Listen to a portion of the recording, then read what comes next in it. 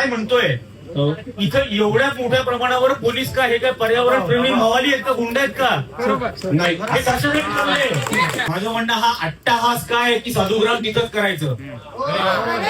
या 10 वर्षामध्ये तिथं झाडं लावायला परवानग्या कोणी दिल्या?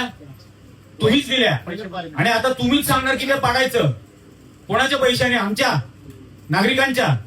हा जर गिरीश महाजन जर सांगतो की या 1800च्या बदल्यात आम्ही 18,000 लावू, तर 18,000 जिथं लावायला तुमच्याकडे जागा आहे ना तिथं साधुग्राम उभा राहा.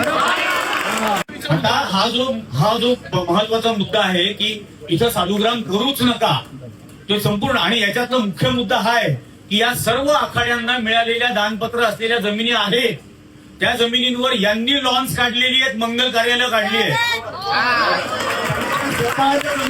स्वतःच्या जमिनींवरती या सगळ्या गोष्टी चालतात. आणि या साधुग्रामसाठी म्हणून तुम्ही इथली झाडं तोडून त्यांना तिथं बसवणार आणि मग हे दर 12 वर्षांनी करत राहणार. गेल्या 12 वर्षापूर्वी या तपोवनालगत 300 एकर जागा कायमस्वरूपी नो डेव्हलपमेंट झोन म्हणून महापालिकेने डिक्लेअर केली. बरोबर. काय केलं? 300 एकर जागा कोणी हडप केली? शोध घ्या. याचे पहिल्यांदा तुम्ही सांगायला पाहिजे अशा सुनावणींमध्ये उत्तर पाहिजे. तुम्ही अमुक 75 आणि तमुक 3 असं काहीतरी आम्हाला सांगत बसताय. याच्यात वेळ घालवू नका. सरळ सरळ हा रद्द. आणि इथं बाबुल नाना पण जे म्हणत होते की सक्षम अधिकारी, ज्या कुंभमेळ्यासाठी ज्या गोष्टी व्हायला पाहिजे होत्या त्यातल्या काहीही झालेल्या नाही. गेल्या वेळेला चेंगराचेंगरीत 36-37 जण मेले, तो रस्ता आजही रुंद केलेला नाही 24 वर्षानंतर.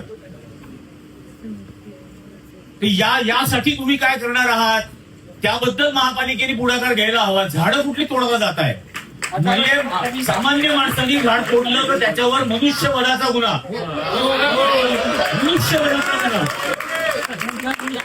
तुम्ही 1800 खून करायला तयार आहात. त्याच्यामध्ये तुम्ही ठरवणार यातले किती आवश्यक खून, किती अनावश्यक खून, याच्यातल्या किती पारंपरिक झाडं. आता झाडांमध्ये जातीयवाद आणणार का? पारंपरिक झाडं, अपारंपरिक झाडं, त्या अपारंपरिक झाडांमध्ये बाबूळ असेल आणि आणखी कुठले असतील, झाडांमध्ये जातीयवाद नका आणू. एकही झाड कापलं गेलं नाही पाहिजे. ही एक झाड कापणं हे सुद्धा हत्या आहे. एक गोष्ट लक्षात ठेवा की आम्ही पब्लिक आहोत, तुम्ही पब्लिक सर्वंट. आणि तुम्ही रंगमंचावरती आहात, इथं अभिनेत्यासारखं वागू नका. हे अतिशय गांभीर्याने घ्या.